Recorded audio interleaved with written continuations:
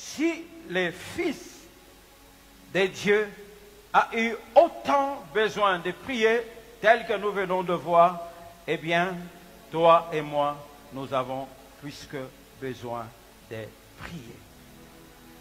Il leur dit, allez sur l'autre bord. Le verset 47 nous dit, le soir étant venu, la barque était au milieu de la mer et Jésus était seul à terre et le vit qu'ils avaient beaucoup de peine à ramer car le vent leur était contraire. Alléluia. Ils ont pagayé. Et ils sont déjà arrivés loin et c'était au beau milieu de la mer. Et le vent s'est levé et des tempêtes se sont levées. Et il est donné une précision ici. Le vent était contraire. La tempête était contraire. Contraire à la direction où ils étaient appelés à aller. Le Seigneur leur a dit, allez à l'autre bord. Et le vent qui soufflait de l'autre bord pour le ramener à la case du départ, pour qu'ils aillent nulle part. Alléluia. Nous voyons ici comme un vent de situations, un vent de choses, de toutes sortes, qui peut s'élever, parce que dans ce vent, on peut voir tout obstacle, toutes sortes d'obstacles qui sont contraires à la foi. Toutes sortes d'obstacles qui sont contraires à la volonté de Dieu, à ce que Dieu nous a appelés de faire. Ils étaient appelés à aller à l'autre bord, mais le vent qui soufflait pour qu'ils ne puissent pas atteindre l'autre bord. La Bible dit, le vent était contraire à la prière, des choses, des situations qui s'élèvent pour embrouiller, pour distraire.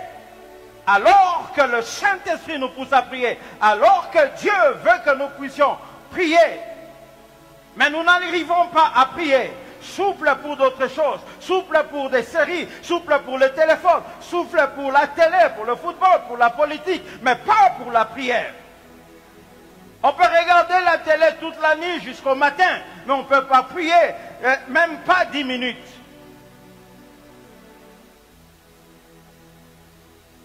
Lorsqu'il s'agit de venir à l'église, c'est lourd.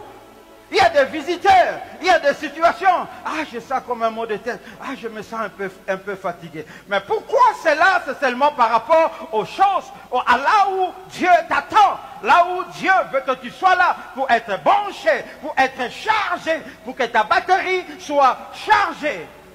Alléluia. Tout obstacle, toute situation contraire à notre vie, à notre destinée, à notre héritage, à notre bénédiction, à notre mariage, à notre travail, à notre santé, à tes projets, à tes études, à ta famille, à tes enfants, à leurs études, à leur santé, à leur développement. Toute situation contraire à cela, contraire à ton ministère, contraire à ton église, ce sont des vents contraires. Alléluia. Ce qui est bien, c'est lorsque nous marchons avec le Seigneur. Des situations contraires, des vents contraires, des ennemis, des contradictions, nous en connaîtrons. On peut vaincre telle situation, il y aura encore un autre vent qui s'élèvera. Alléluia. Ils sont au beau milieu de la mer dans cette barque, apparemment seuls, apparemment comme si Dieu les a laissés aller comme pour mourir, comme se noyer, mais loin de là. La Bible dit que de loin, que de la montagne, où il était en train lui-même de se charger de la force pour être capable de leur venir en aide. La Bible dit que Jésus était seul à terre. Il vit qu'ils avaient beaucoup de peine à ramer. Alléluia. Je sais pertinemment, avec certitude, que tout ce qui m'arrive, Dieu ne l'ignore pas. Il le sait, il le voit. Dieu n'est pas indifférent à ce qui t'arrive. Ce n'est pas que ça lui passe inaperçu. Non. Tout ce qui t'arrive, lorsque nous lui appartenons, lorsque nous sommes son peuple, lorsque nous vivons dans son intimité, lorsque nous gardons notre main dans sa main, tout ce qui peut nous arriver, il le sait. La Bible dit, aucun cheveu de votre tête ne peut tomber sans qu'il le sache. Aucun cheveu. Vous vous imaginez, Jacques, des fois nous peignons, même nous-mêmes on ignore que ce matin quand on a peigné nos cheveux, autant de cheveux sont tombés. Mais Dieu sait. Quand tu t'es peigné le matin, Alain, autant combien de cheveux tu as fait tomber. Mais toi tu ne sais pas. Mais lui sait qu'Alain, quand tu t'es peigné le matin, tu as perdu 15 cheveux. Est-ce que quelqu'un peut acclamer la présence de ces dieux merveilleux? Oh, que c'est merveilleux de l'appartenir, que c'est merveilleux de marcher avec lui, que c'est merveilleux de marcher dans son intimité, de garder la main entre ses mains, parce que nous savons que nous ne sommes pas seuls, quel que soit ce qui peut nous arriver, quel que soit le vent, quelle que soit la tempête, quel que soit le vague, quelle que soit leur force, nous savons une chose, que nous ne sommes pas seuls. Celui qui est en nous, celui qui est avec nous est plus fort, est plus puissant, est plus grand que le vent, que la tempête, que les vagues qui peuvent se soulever, que ça se soulève. Oh, je ne sais de quel kilomètre, peu importe la direction où ça vient, je sais une chose, c'est lui qui m'a envoyé dans cette barque, c'est lui qui m'a envoyé dans cette mission, c'est lui qui t'a envoyé, c'est lui dans la main de qui nous avons placé notre main, c'est lui dans la confiance de qui nous restons, et là, il veille sur nos vies, il veille sur nos âmes, il veille sur chacun de nos pas, quelle que soit la vallée de l'ombre de la mort que nous pouvons traverser. David disait, lorsque je traverserai la vallée de l'ombre de la mort, je n'aurai aucune crainte, je n'aurai aucune crainte, quelle que soit l'ombre de cette mort, quelle que soit la force, quelle que soit la situation, quel que soit le jour de l'affaire, je sais quelque chose, je ne suis pas seul, je ne suis pas seul, je ne suis pas seul.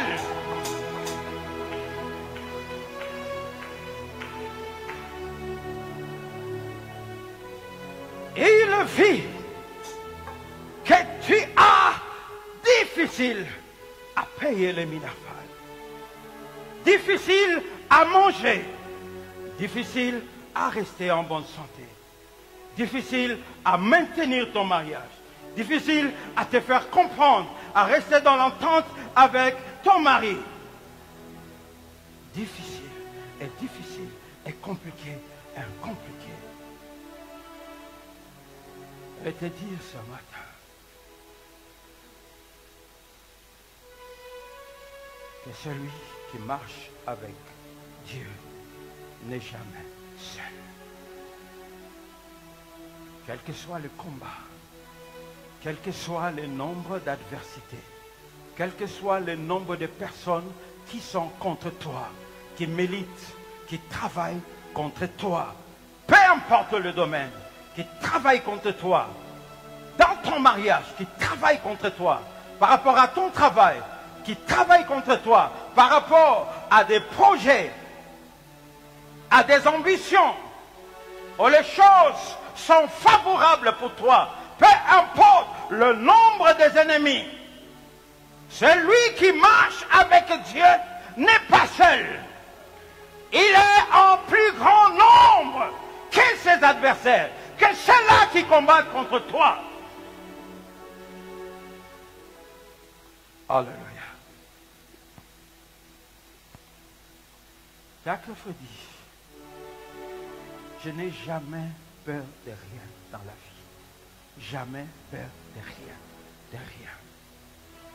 Quel que soit l'obstacle, quels que soient les défis, que ça soit plus grand que ma tête, ou plus petit que ma tête, lorsque j'avance devant quelque chose, j'avance pas avec ma force, mais j'y vais avec la force de celui qui m'a appelé. Il a une longueur de plus à la petitesse de ma main. Il a une force de plus à la petitesse, aux limites de ma force, de ma capacité, de mes moyens, de ce que je suis capable de faire par moi-même, capable ou incapable. Mais je ne m'appuie pas sur moi-même, je ne m'appuie pas sur mon intelligence, je ne m'appuie pas sur mon argent, sur ce que j'ai dans la poche, mais je m'appuie sur celui qui est plus grand que ma main, plus grand que ma force, plus grand que ma poche, plus grand que mon intelligence.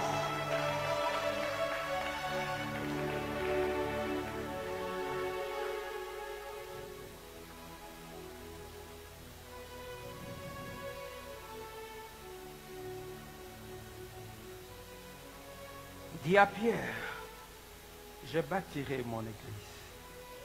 Lorsque le Seigneur parle de l'église, il parle de chacun de nous. Il parle de toi. Je bâtirai sur le roc qui est lui-même, sur qui nous devons fonder notre force, notre espérance. Notre espérance dans la survie. Notre espérance dans la protection. Notre espérance par rapport à la victoire que nous devons avoir. Peu importe les défis. Je vais vous dire quelque chose. Le défi de cette église est un petit défi. Je parlais avec ma femme. Je lui dis, t'inquiète pas. De tes yeux, tu verras ce qui se passera ici. De tes yeux. Nous prions un Dieu mort. Nous prions un Dieu vivant. Et je ris même quand je parle de ça. Alléluia.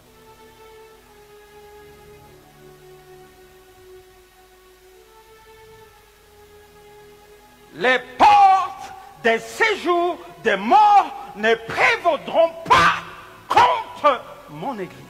C'est-à-dire contre toi en tant qu'enfant de Dieu, en tant que sacrificateur d'un sacerdoce royal, d'une nation sainte que Dieu a mis à part pour des œuvres qu'il a préparées lui-même d'avance pour que tu les pratiques et que les exploits de Dieu manifestés par toi. Nous sommes bâtis sur des solides fondements qui est lui-même. Et la Bible dit, qui condamnera les élus de Dieu? Qui combattra si Dieu est avec nous? Si Dieu est avec nous, qui nous vaincra? Qui nous combattra? Qui est cet homme? Qui est ce sorcier? Quel est ce vent? Quelle est cette tempête? Quelle est cette vague? Quelle est cette vague? Que ce soit la stérilité qui te terrorise, que ce soit la maladie qui te ronge, quelle que soit son origine, le Dieu du ciel qui t'a envoyé sur la terre, voit. Et bientôt, il va se lever. Comme il s'est levé pour aller vers ses disciples. Il ne peut pas les abandonner. Il ne peut pas t'abandonner.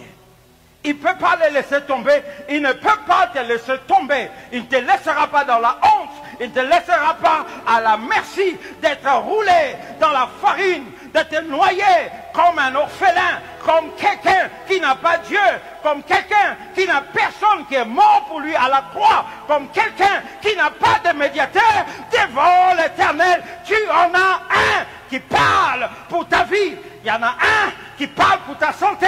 Il y en a un qui parle pour ton travail, pour tes enfants, pour ton mari, pour ta femme, pour tes projets, pour tes ambitions, pour ta destinée et ta destinée éternelle. Alléluia. Est-ce que quelqu'un peut acclamer très fort? Raison du Seigneur.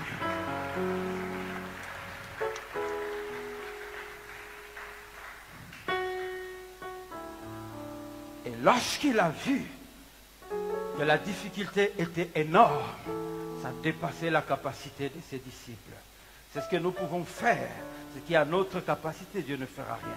Mais quand il a vu qu'ils avaient de plus en plus de difficultés pour avancer, parce que ce n'était pas innocent, il y avait quelque chose qui s'interposait, il y avait un vent, il y avait une opposition, il y avait quelque chose de contraire par rapport à sa volonté pour toi, par rapport à son projet, par rapport à sa mission pour toi.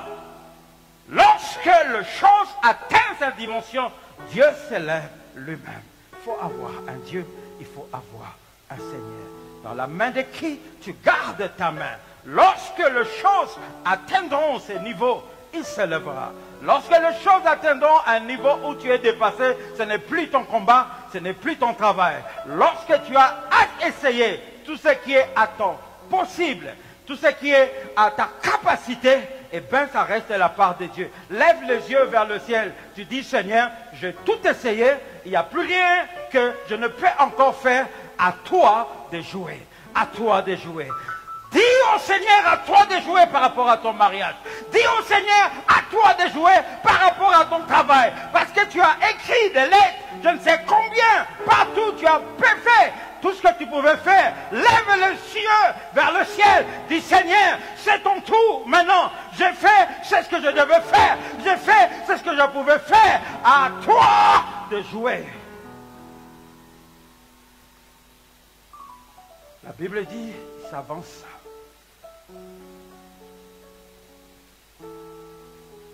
C'est merveilleux de servir, de marcher avec un Seigneur comme ça. Waouh! Parce que les choses étaient terribles. Il n'y avait pas le temps de chercher une autre barque, il n'y en avait pas. À cette heure-là, il n'y en avait pas. Il doit arriver, absolument arriver, qu'il y ait un moyen ou pas, qu'il y ait une barque ou pas, mais lorsqu'il s'agit de venir au secours des siens qui sont à bout de leur force, qui sont à bout de leurs moyens, qui sont au péril de leur vie, il n'a pas besoin de barque.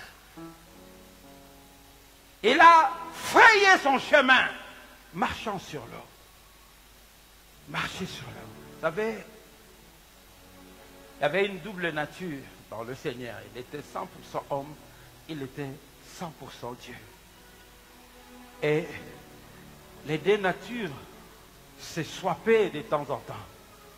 Et de temps en temps, dans ses dires, quand il parlait, il se mettait dans la peau de Dieu. Lorsqu'il parle à ces Juifs, lorsqu'il lui parlait d'Abraham, il leur dit qu'Abraham a vu mes jours, il se réjouit. Et je vous dis, avant qu'Abraham soit, je suis. C'était toujours la même personne qui parlait. Mais là, c'était dans l'autre nature. De son omniprésence. Parce qu'il est omniprésent. Après sa mort, lorsqu'il est retourné à sa dimension, parce que pour l'économie de sa foi, il s'est réduit d'un peu inférieur.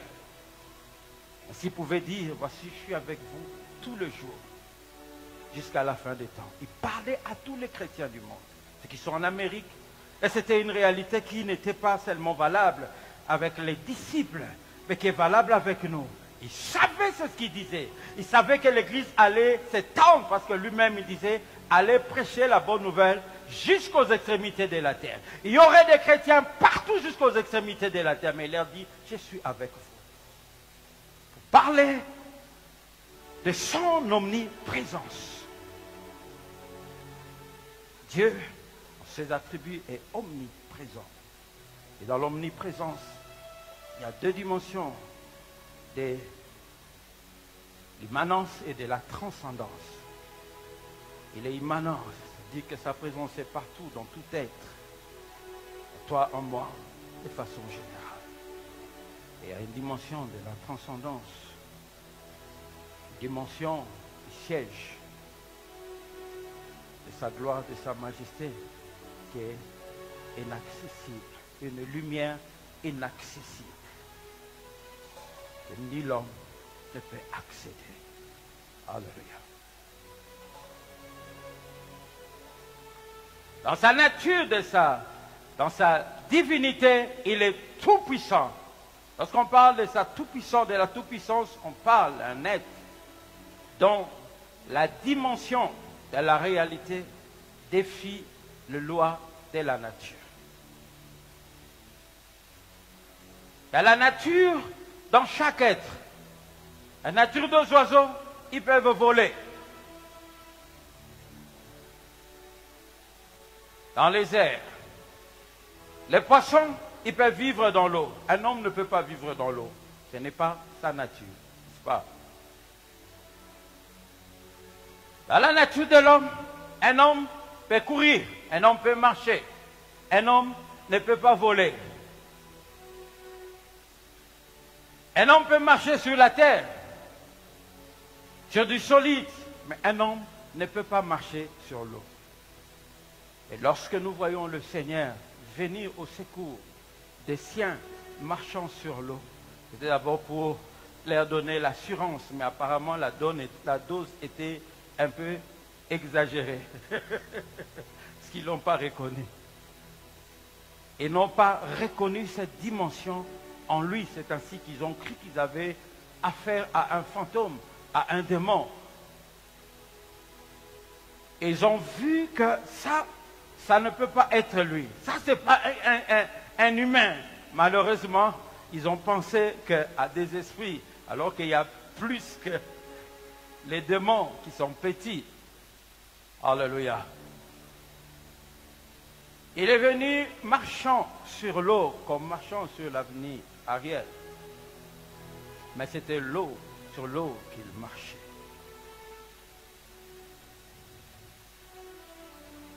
La Bible dit ce qui est impossible à l'homme, ce qui est impossible à toi, n'est pas impossible au Dieu en qui tu as placé ta confiance. Ce qui te dépasse de la force ne dépasse pas la force de ton Dieu.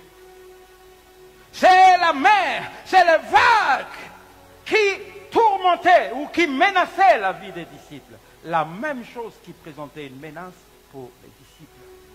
Jésus marche dessus pour montrer qu'il a tout pouvoir.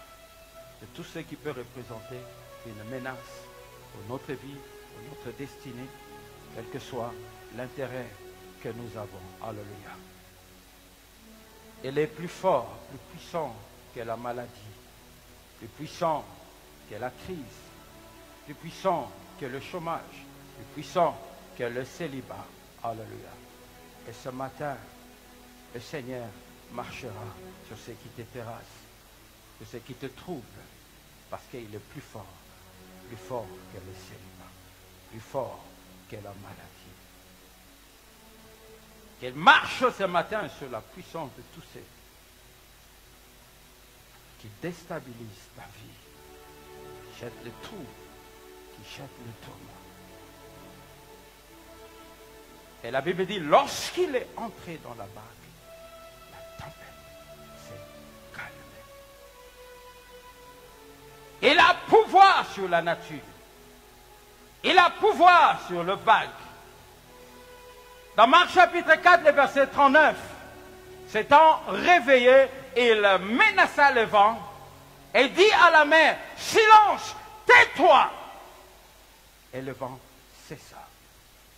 Que le son de sa voix, alors que nous allons déclarer la puissance de son nom, quel que soit ce qui terrasse ta vie, au point de dépasser la force de ta main,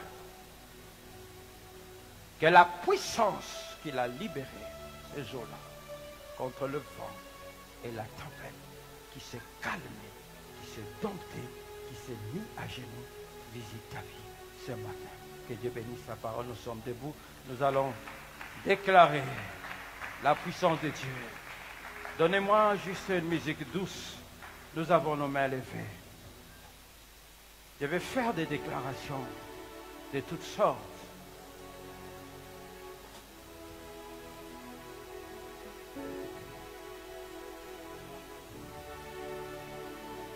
Crois que Jésus est présent, Seigneur. Et il est là pour toi, pour venir au secours de ta vie. Quelles que soient les vagues qui souffrent dans ta vie, je ne te connais pas, je ne connais pas les circonstances de ta vie. Mais le Dieu que nous prions à ces lieux te connaît. Et c'est lui qui t'a fixé ce rendez-vous ce matin. Au nom de Jésus de Nazareth. Je menace tout vent, toute vague contraire à ta vie, à ta santé, à ton mariage, à ton travail, quels que soient les contextes et les circonstances, quel que soit le nombre de personnes mobilisées pour que tu perdes ces postes, tu perdes ce travail. Le ciel est ouvert sur toi. Autant que le Seigneur est descendu marchant sur le eau pour venir au secours de ses disciples, aujourd'hui, c'est vers toi que le Seigneur arrive. Vois-le venir à ton secours. Vois ta misère. Vois ce qui te tourmente. Vois ce qui te trouble. Laisse la grâce de Dieu te localiser. Laisse que la grâce de Dieu ce matin puisse te localiser. Trouver le chemin de ta vie. Au nom de Jésus de Nazareth, je libère la puissance du nom de Jésus qui a menacé le vent et la tempête et qui s'est calmé pour laisser libre, pour laisser vivre les disciples. Sois visité par la puissance du nom de Jésus et reçois son secours. Et reçois son secours. Que le vent et la tempête s'arrêtent dans ta vie. Je commande à toute puissance des maladies qui te terrassent au nom de Jésus. Ce qui est impossible à toi n'est pas impossible à Dieu. Reçois la guérison dans le nom de Jésus maintenant. Sois guéri de ta maladie. J'ai détruit depuis la racine au nom de Jésus, quelle que soit la source, quelle que soit l'origine. Je commande à tout vent de malédiction, à tout vent d'envoûtement qui s'est levé pour jeter le trouble dans votre famille. Au nom de Jésus de Nazareth, je commande à toute puissance de chômage de lâcher prise. J'ouvre la porte de travail dans ta vie. Et le Seigneur, du haut de la montagne, autant qu'il est venu en aide à ses disciples, à bout de leur force dans cette barque, incapables, parce que la Bible déclare, le Seigneur a vu qu'ils étaient incapables, que le Seigneur voit que tu es à bout de tes forces, par rapport à ce que tu vises, par rapport au travail, par rapport à ta volonté de changer les situations, le cours, le contexte de ta vie qui expose même ton foyer. Au nom de Jésus, que le ciel soit ouvert sur toi. Reçois la grâce de Dieu, afin que tu saches qu'il y a un Dieu qui est vivant en ces lieux. Il vient à ton secours, afin que ce vent cesse, cette tempête cesse, qu'un jour nouveau, un jour d'espérance, un jour de gloire, un jour de joie. Je commande à toutes les portes qui se ferment devant toi. On annonce des opportunités, mais ça ne marche jamais pour toi. On annonce des portes ouvertes, mais devant toi, ça se ferme. Éternel Dieu des armées, Dieu du ciel. Éternel Dieu des armées, Dieu du ciel. Du haut de ton trône, jette le regard au milieu de cette assemblée et localise, Seigneur, mon frère, et localise ma soeur. J'ordonne que la grâce, ce don parfait, cette grâce excellente, qui vient d'en haut, d'auprès de toi, le Père de lumière, en qui il n'y a pas de changement, ni aucun nombre de variations, ni aucun nombre de variations. Laisse, oh Dieu, que le ciel soit ouvert et que ta grâce visite quelqu'un. Et que ta grâce visite ma soeur. Et que ta grâce visite mon papa. Et que ta grâce visite cette maman. Au nom de Jésus de Nazareth.